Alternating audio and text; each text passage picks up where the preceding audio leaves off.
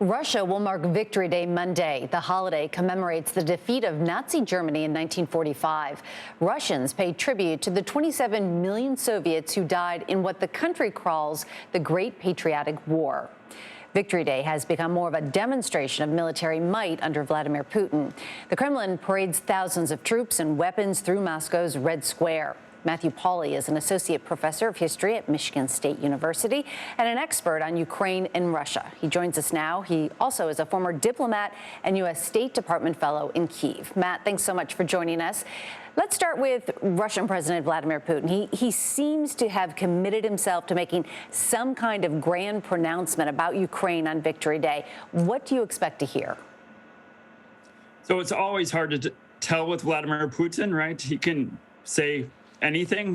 Putin has all power, so he is, of course, the architect behind his own script. Some have speculated that this is going to be an opportunity to declare some sort of war against Ukraine formally, and war against a sort of metaphorical West.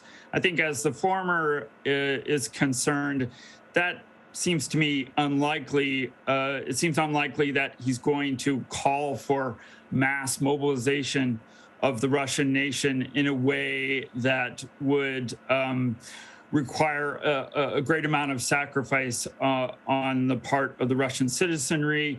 The Russian citizenry has largely been content with this conflict as it's presented to them, because, of course, Putin has famously called this a special military operation, and that seems less serious than true war. I think it's more likely that he uses this as an opportunity, certainly to express a sort of renewed articulation of Russian victimization versus the West, but also declare something in the way of a victory at this point. It may be an opportunity to articulate a specific military plan that is perhaps regarding the liberation of, as the Russian government would call it, the liberation of the Donbass, this critical part of southeastern Ukraine. Obviously, the battle that is still ongoing, perhaps reaching its final stages in Mariupol, this key city in the Donbass. Putin might use that likely victory to suggest, likely final victory to suggest that phase of the war has been completed, or an important point has been reached. But I think it's a rather eerie sort of premise, right? There have been rumors that perhaps Russian forces will stage some sort of parade in Mariupol. I don't know whether this will come about or not. There are obviously very real security concerns for Russian forces to engage in any such endeavor.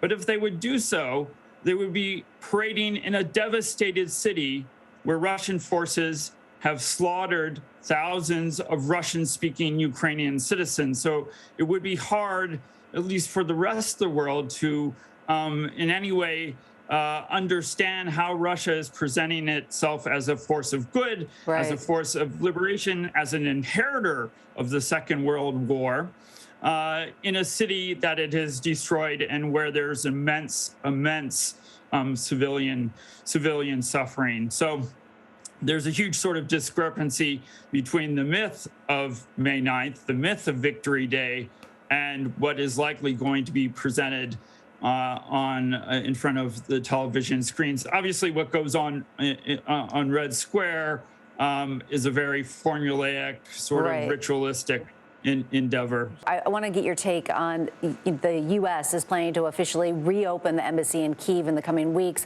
What will that mean in practical terms for the war in Ukraine? Well, before we go to practical terms, I think this is important on a sort of political and symbolic level. It means the U.S. believes in Ukrainian victory in this war.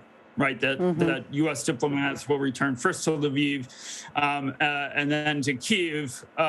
It means that the U.S. is confident that Ukrainian forces will be able to protect those cities. And then, obviously, on a very real, practical level, it means that there will be U.S. diplomats on the ground to coordinate military aid first and foremost, but also financial and humanitarian aid for Ukrainian citizens, and potentially also to expedite requests for refugee status on the part of Ukrainian citizens. They'll be able to turn to U.S.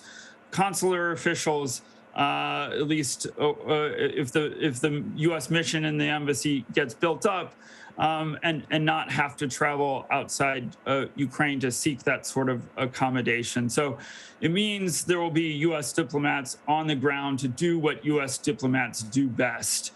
That is most certainly support, in the case of Ukraine, support their ambitions to protect democracy within Ukraine. All right, Matt, Pauly, thank you so much for breaking it all down and putting Victory Day into perspective for us. Thanks for your time. Thank you, Meg.